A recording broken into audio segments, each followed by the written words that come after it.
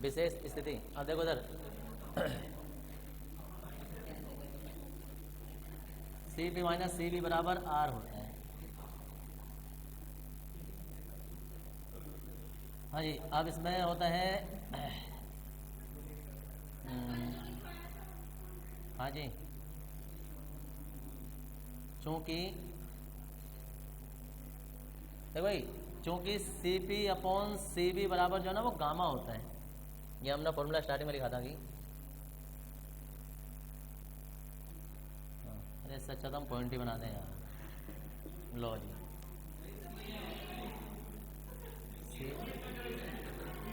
अच्छा चूंकि, तो जी अब इसकी तिरछी गुणा कर देंगे। सी पी बराबर जो है वो गामा सी बी हो जाएगा।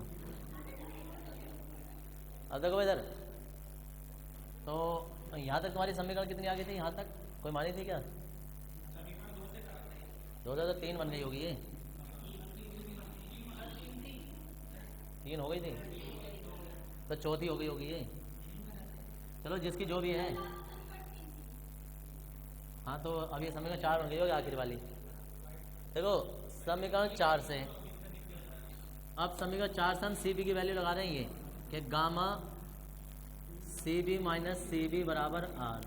सी बी इसमें से कॉमन ले लो और खाली सी बी बराबर देखो आर अपॉन गामा माइनस 1 होता है। ये हो गया।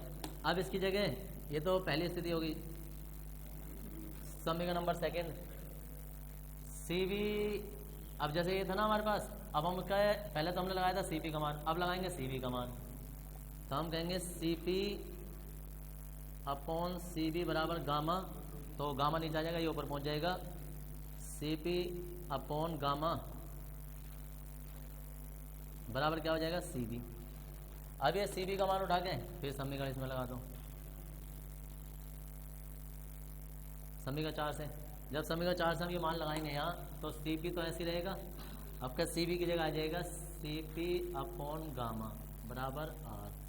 सी पी इसमें से कॉमन ले लेंगे, 1 माइनस गामा बराबर आर। तिरछी गुणा कर देंगे तो gamma minus 1 upon gamma, R नहीं हो गया, और ये आर इधर, ये ऊपर और ये नीचे चला जाएगा। तो सी पी बराबर जो है वो gamma R upon gamma minus 1। तो एक बार सिर्फ सी बी के लिए फॉर्मूला आ गया, एक बार सिर्फ सी पी के लिए आ गया। चाहते तो हम ये सी बी वाला फॉर्मूला यहाँ लगा देते तो भी आंसर आ सकता था यही वाला, कहीं से निकाल दो। ये 2 विशेष स्थिति होती हैं इसकी।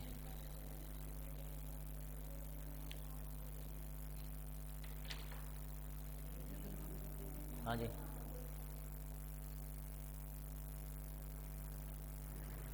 अब तुम्हारे सिलेबस में इंजन हुआ करता था ये, अब इंजन टॉपिक इस बार निकाल दिया गया है।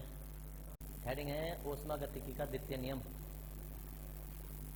क्लासेस के अनुसार अभी नहीं लिखना, पहले उसमें लिखो थोड़ा सा ऊष्मागतिकी नियम में। लेंगे ऊष्मागतिकी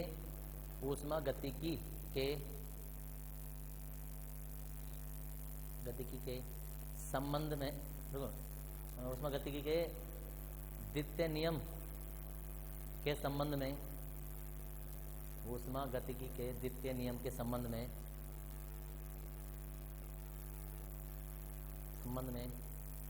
भिन्न भिन्न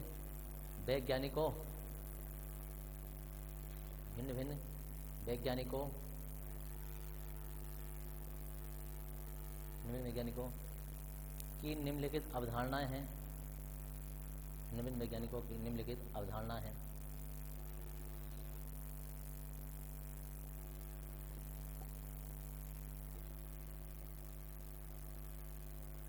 अवधारणा है। अब लिख देंगे नंबर 1, क्लासियस के अनुसार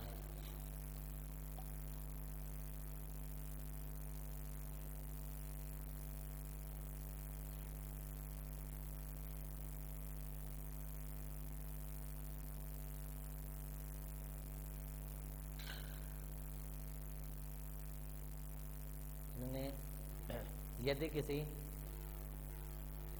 निकाय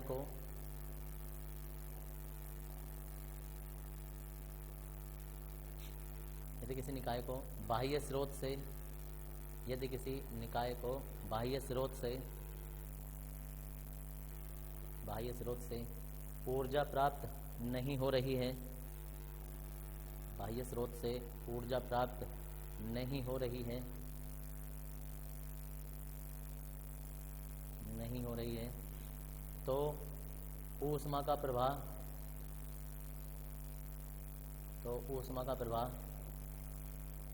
निम्न ताप से उच्च ताप की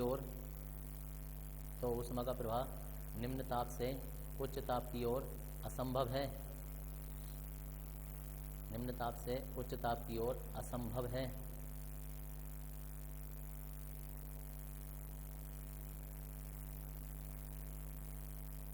है।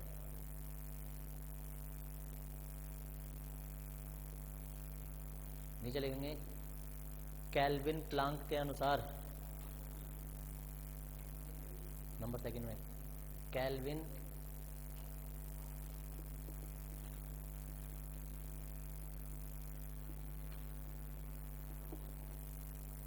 प्लांक के अनुसार, लिखेंगे केल्विन प्लांक के अनुसार में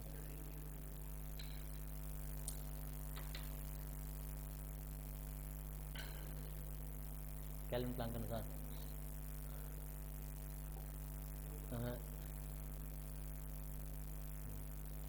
किसी ऊष्मागति की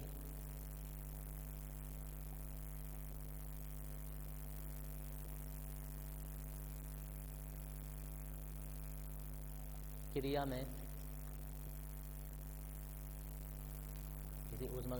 में ऐसी मशीन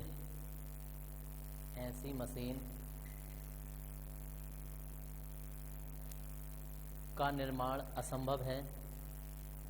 ऐसी मशीन का निर्माण असंभव है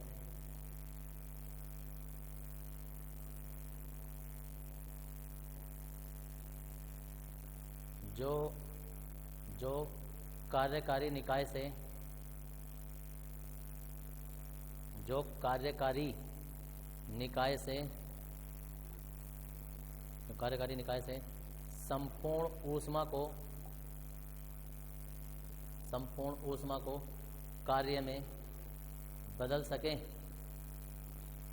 संपूर्ण ऊष्मा को कार्य में बदल सके,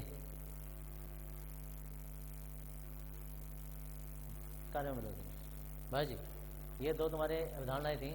पहली अवधारणा तुम्हें पता होनी चाहिए वैसे भी कि ऊष्मा कभी भी निम्न ताप से उच्च ताप क्यों नहीं जाती। कभी भी पानी नीचे से ऊपर को नहीं जाएगा अपने आप, समझिए, अपने आप नहीं जाता। ऐसी ऊष्मा भी कभी भी नीचे से ऊपर नहीं जा सकती।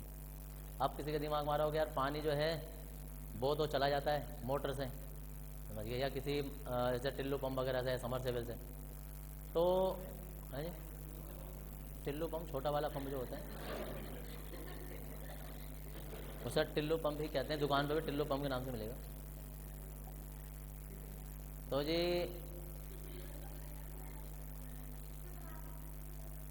कौन बांस को नीचे से ऊर्जा इतनी मिल रही है उसे वहाँ नहीं जा रहा। उसे देखो नीचे लाइन लिखी है कि उसे किसी बाह्य स्रोत से कनेक्ट ना किया जाए, मतलब उसे जो नहीं जोड़ा जाता, ऊर्जा प्राप्त नहीं हो रही है। और नीचे तो वो तमाम आग जला रहे हो तुम, हाँ, मतलब ऊर्जा नहीं मिलनी चाहिए। तो नॉर्मली अपने आप कभी भी ऊष्मा निम्न से उच्च की ओर नहीं जाती है ये। अब ऐसे ही दूसरा बताया केल्विन प्लांक ने कि कोई भी ऐसी दुनिया में मशीन बन ही नहीं सकती, ना बनी है ना आगे चल के बनेगी, कि जो पूरी की पूरी ऊर्जा को, पूरी ऊष्मा को ऊर्जा में बदल सके। समझ गए? जो हमारा ट्रैक्टर है ये भी उसमें इंजन है, जो डीजल से जो भी चीज़ चल रही है, पेट्रोल से जो चल रही है, इंजन वगैरह, मोटरसाइकिल, कार वगैरह। कोई ये कहे कि मैं पेट्रोल जब मैंने डलवाया 1 लीटर और मैं 1 लीटर का 1 लीटर मैंने बाइक चला दी, तो ऐसा नहीं हो सकता। कोई भी 1 लीटर का पूरा उपयोग नहीं करता है, उसमें से 800 ml का ही उपयोग कर पाएगा या 900 ml का मैक्सिमम, वरना 800 ml का। आपको अगर 200 ml कहाँ जाता है? तो याद रखना, जब तुम किक या सेल्फ मारते हो ना तो 2-3 बूंदा तो वहीं ख़राब हो जाती हैं। जब पिस्टन आकर उस पर बूंद पर गिरती है आग लगाने के लिए, तो ऐसा नहीं कि पहली बूंद पे आग लग जाती है। 2-3 बूंदें तो कभी कभी खाली किक मारने में बर्बाद हो जाती हैं। तो तुम देखोगे जब कभी किक मारते हैं ना, सेल्फ मारते हैं या किक मारते हैं, धुआं निकलता है, रह जाती है स्टार्ट होने से, उधर स्टार्ट होने से रह गई, तो वो जो धुआं निकला ना वो अंदर क्रिया हो चुकी है, पेट्रोल जल चुका है या डीजल जो वो जल चुका है। और दूसरी बात, स्टार्ट करते ही आदमी चलने नहीं लगता, स्टार्ट करके अभी रुका पड़ा है, तो वो भी ऊष्मा बेकार जा रही है क्योंकि अभी कार्य नहीं हो रहा उससे।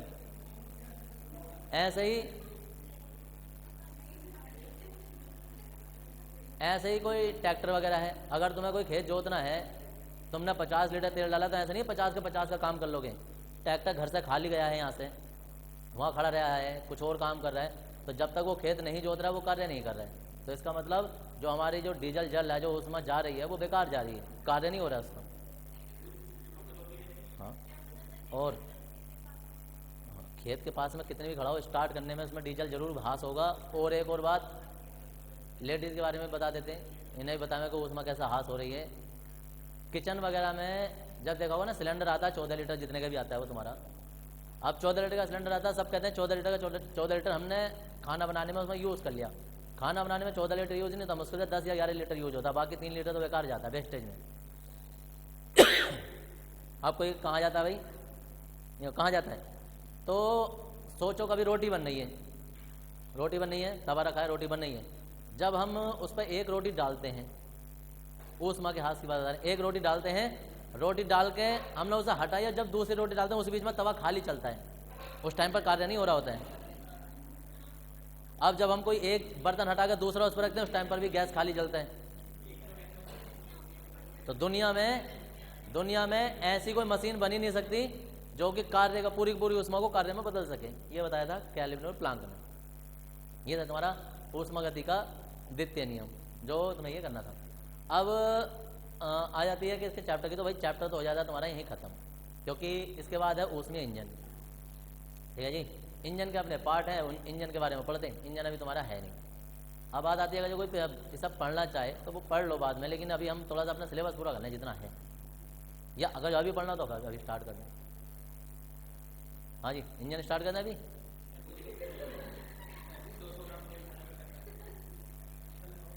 बताओ जल्दी, वरना चैप्टर तो होता मैं तो न्यूमेरिकल करवाऊंगा फिर।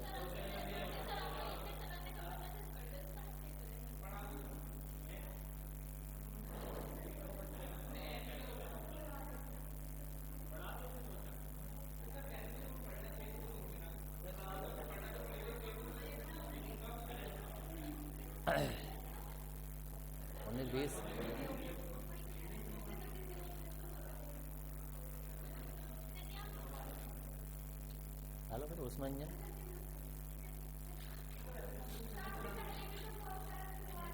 ना वो सर ने जुटा है। जब सिलेबस आया था ना, जब सिलेबस आया था उस टाइम हम 13वां चैप्टर कर चुके थे, तो वो उसमें बाद में कुछ छूटा नहीं, क्योंकि 14वें चैप्टर से उन्होंने कुछ निकाला नहीं। 15वें चैप्टर में से कोई सा एक आध टॉपिक निकाला उपयोग वाला, कोई बड़ी चीज़ निकाली नहीं। इसमें से बड़ी चीज़ निकाली है ये।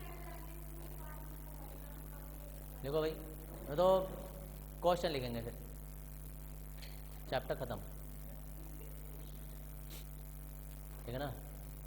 या उसमें इंजन डाल दिया,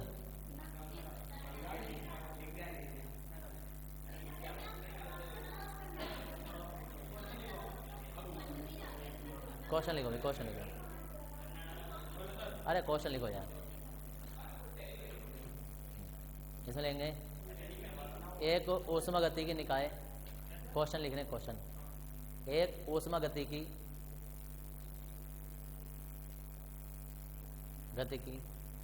निकाय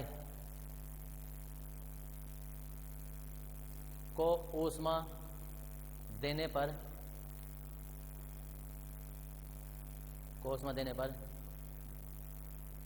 उसकी आंतरिक ऊर्जा में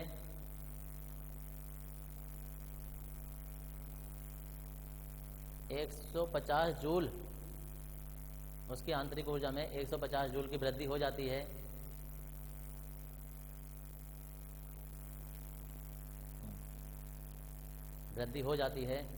और निकाय द्वारा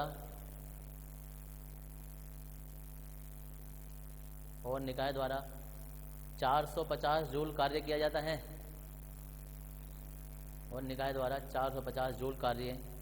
किया जाता है?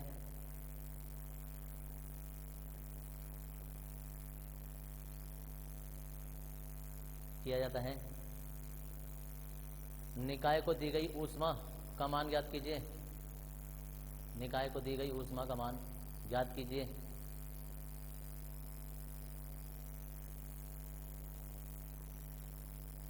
को दी गई ऊष्मा का मान ज्ञात कीजिए।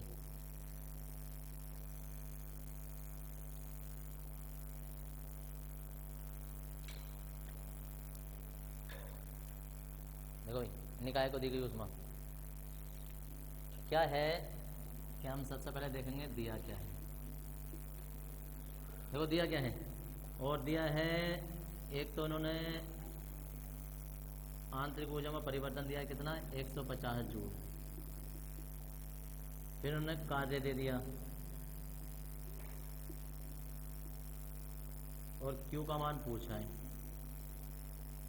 तो हम कहेंगे ऊष्मा गति की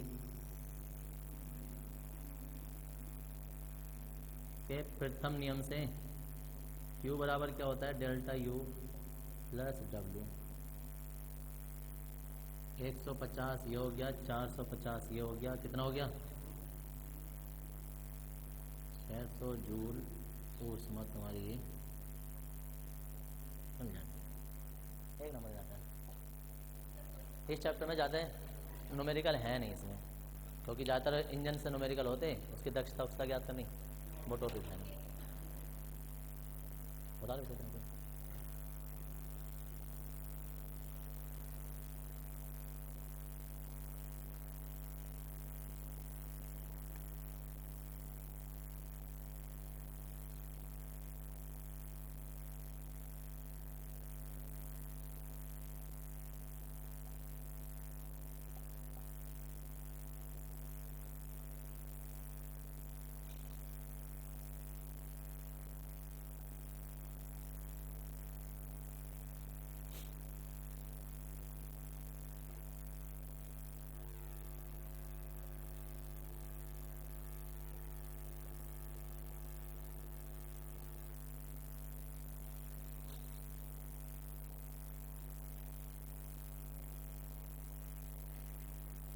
मिलेंगे अगला क्वेश्चन। एक समतापी प्रक्रम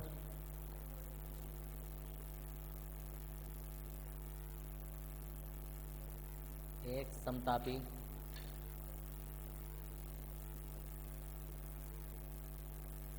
प्रक्रम में 27 डिग्री सेल्सियस पर, देखो एक समतापी प्रक्रम में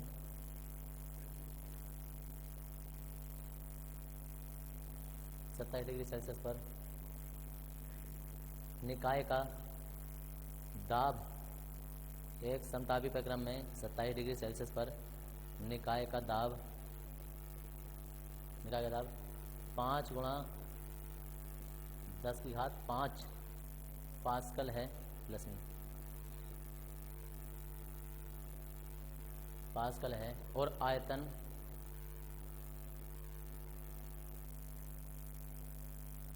आयतन 250 सेंटीमीटर क्यूब है, सेंटीमीटर क्यूब है। इस निकाय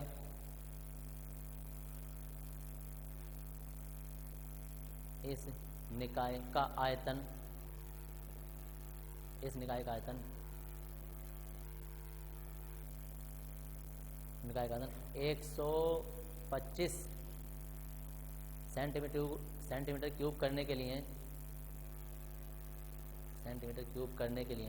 इस निकाय का आयतन 125 सेंटीमीटर क्यूब करने के लिए कितने दाब की आवश्यकता है, प्रेशर, कितने दाब की आवश्यकता है।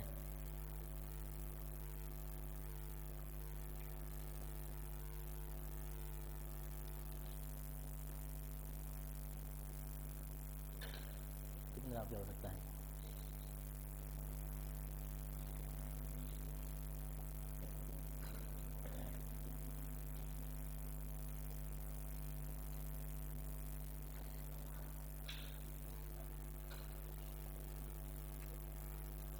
क्या क्या दिया है,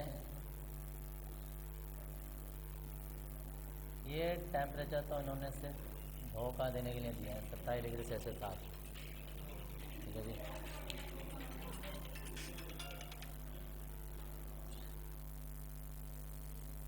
देखो क्या क्या दिया है, एक मिनट जरा देखो, लिखो जरा।